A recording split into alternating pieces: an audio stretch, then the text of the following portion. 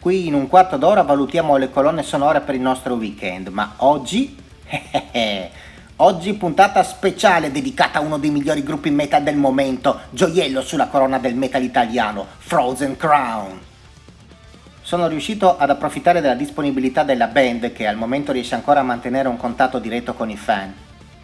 Il gruppo ha due ragazze molto solari, un bassista che mi fa morire da ridere, Peiki, se senti questa puntata sei il mio mito, un chitarrista cantante interessante. Ho scelto il Niso perché il più cupo e quello che è meno in luce di tutti. Forse è introverso, forse è incazzato, semplicemente troppo serio, però a 18 anni talento da vendere. Con feel nervosi, come piace a me. Molti fan del metal estremo, quindi fuori da MTV, hanno ormai una certa età, mentre tu sei davvero giovanissimo. Come hai incontrato questo genere musicale al giorno d'oggi? Ciao Claudio, innanzitutto ti ringrazio per questa opportunità. Il primo brano metal che ho ascoltato è stato The Pot dei Tool, grazie a un mio vecchio chitarrista, avevo 13 anni, me l'ha fatto ascoltare su un impianto, quindi diciamo che sono proprio rimasto folgorato dalla potenza, poi mi sono innamorato tra l'altro dei Tool. Il primo sottogenere metal a cui mi sono avvicinato è stato proprio il progressive metal, nel senso che non ho avuto lo step magari classico che hanno tutti di passare dal thrash o dai grandi classici, Metallica, Iron Maiden. Quelli li ho recuperati dopo e in maniera meno approfondita rispetto a comunque a gruppi come i Tool, gli Opeth, soprattutto diciamo mi sono avvicinato principalmente alla parte più prog all'inizio, più prog rock degli Opeth, per poi approfondire tutta la loro carriera dietro.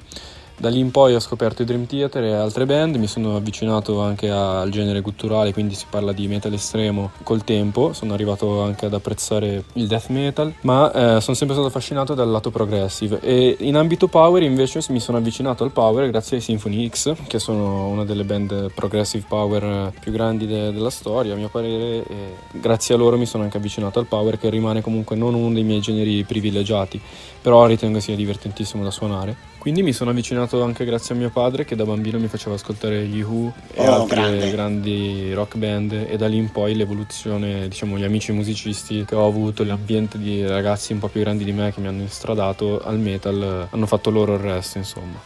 Quanto è importante nel tuo stile la velocità? Voglio dire, ultimamente ci sono canzoni di metal con stacchi grind, ne inseriresti mai nelle tue linee? Allora, la velocità non è un fattore importante nel mio stile, non è assolutamente il fattore che mi caratterizza e ritengo di non essere nemmeno poi così veloce, ma il power metal, quindi il genere che suono con i Frozen Crown, è uno dei generi in cui la velocità è il fattore chiave. Quindi avere comunque una buona base di tecnica, perché alla fine bisogna avere della tecnica per suonare in velocità, e dell'allenamento puro, è un fattore fondamentale in questo caso. Quindi suonando nei Frozen Crown, nello stile che mi serve avere con i Frozen Crown, è importantissima. Mentre invece io suono molto anche jazz, funk, a volte anche latin e rock in generale, e in quei casi la velocità non è assolutamente tutto, e ci tengo a citare una frase abbastanza nota fra i batteristi, che è: la tecnica non è la velocità, ma la tecnica sono i movimenti. Quindi sono i movimenti che permettono poi di andare in velocità, e solo con diverso, diciamo, allenamento. Per quanto riguarda gli stacchi grind, non so se ne inserirò nei pezzi dei Frozen, bisogna che siano, diciamo, adatti alla canzone di cui sto scrivendo la parte, quindi diciamo che bisogna essere sempre molto fedeli alla musica in sé, e non bisogna fare i batteristi, ma bisogna fare i musicisti, quindi inserire delle parti che si sposino con il resto, con quello che Fede mi passa, che come credo tu sai è il songwriter, insomma. Quindi in futuro potrebbero anche esserci, aspetteremo e vedremo. Hai mai visto concerti dal vivo? Sì, ho visto diversi concerti dal vivo, a partire dai concertini locali di amici o comunque di strumentisti noti in zona, fino a gruppi già più conosciuti, come ad esempio gli Who nel 2016 con mio padre. Ero ancora piccolino, è stata veramente un'esperienza emozionante, perché sono il mio gruppo preferito, quelli con cui sono cresciuto, ed è stato molto molto bello. Essendo poi un fan del prog rock italiano, non potevo perdermi l'occasione di vedere la PFM a Varese, città più vicina a dove vivo, e anche il banco del mutuo soccorso che ho visto 2 volte a Milano. Sono fantastici e sono riuscito anche a conoscerli di persona grazie a delle conoscenze comuni. Inoltre ho visto anche delle band progressive metal minori come i Tesseract, gli Aiken, i Leprous. Bellissimi, di cui fai anche una cover nella tua pagina YouTube. Le più grandi invece sono stati gli Opeth e i Tool al Firenze Rocks del 2019 mi sembra. Sì, 2019, quando ho suonato in Italia i Tool dopo anni. È stato veramente emozionante ogni concerto che ho visto e ho già preso i biglietti per i Meshuggah questo inverno, sperando in bene perché, come ben sappiamo, la situazione è un po' quella che è. Che tipo di drum set usi? Allora, non vedevo l'ora di una domanda sul mio drum set, quindi questa domanda è perfetta. Io suono su un drum set composto da un tom centrale, la mia caratteristica è usare un tom, questo deriva dalle influenze jazz che ho. 2 timpani, una cassa ovviamente col doppio pedale o con pedale singolo, dipende dal genere che sto suonando, e 2 crash frontali, un ride, uno splash, Charleston, uno Stax, che sono 2 piatti uniti, diciamo così, e 2 China. Quindi i fattori più caratteristici sono appunto il fatto che utilizzo 2 China, uno un po' più come dire offuscato, l'altro più squillante, più China diciamo, anche perché l'altro che posseggo ora è rotto, quindi fa questo suono, appositamente lo uso per questo suono più delicato. Utilizzo anche a volte dei set che si adattano a quello che sto facendo, a quello che sto suonando, quindi se vado a suonare magari jazz o funk con la band, con una band funk che ho, non vado certamente a portarmi, che in totale sono 8 piatti, non vado certo a portarne 8, anche perché less is more, però dipende.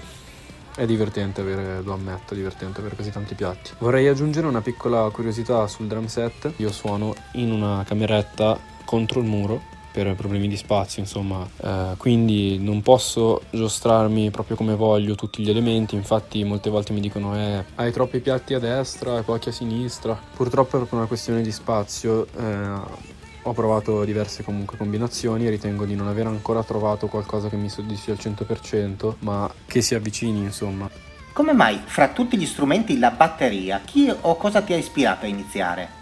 Allora, in realtà credo che questo risalga ai tempi dell'asilo. C'era una maestra che diceva che non avevo senso del ritmo, no? E questo può sembrare paradossale, ma forse, non so, adesso non mi ricordo, ma forse è vero. Quindi probabilmente da lì in poi ho avuto una sorta di reazione psicologica unita a una grande, diciamo, propensione naturale per la musica in generale, per il ritmo invece, che a me, diciamo, affascina tantissimo. Non riuscivo a star fermo a tavola, continuavo a battere di qua e di là. I miei genitori sono stati abilissimi nel capire, essendo comunque anche mio padre un musicista, mia mamma ha suonato per alcuni anni il saxofono nella banda di paese, quindi è stato proprio questo che li ha spinti a farmi prendere lezioni di batteria e a comprarmi una batteria che in realtà, la mia prima batteria che ho tuttora, ovviamente molto modificata e migliorata, arriva da un locale in cui era stata abbandonata, diciamo, dal proprietario, e grazie a delle conoscenze è diventata la mia prima batteria, che è una Pearl. Non so neanche il modello perché non c'è scritto, ma credo sia comunque risalente agli anni 90 come fabbricazione.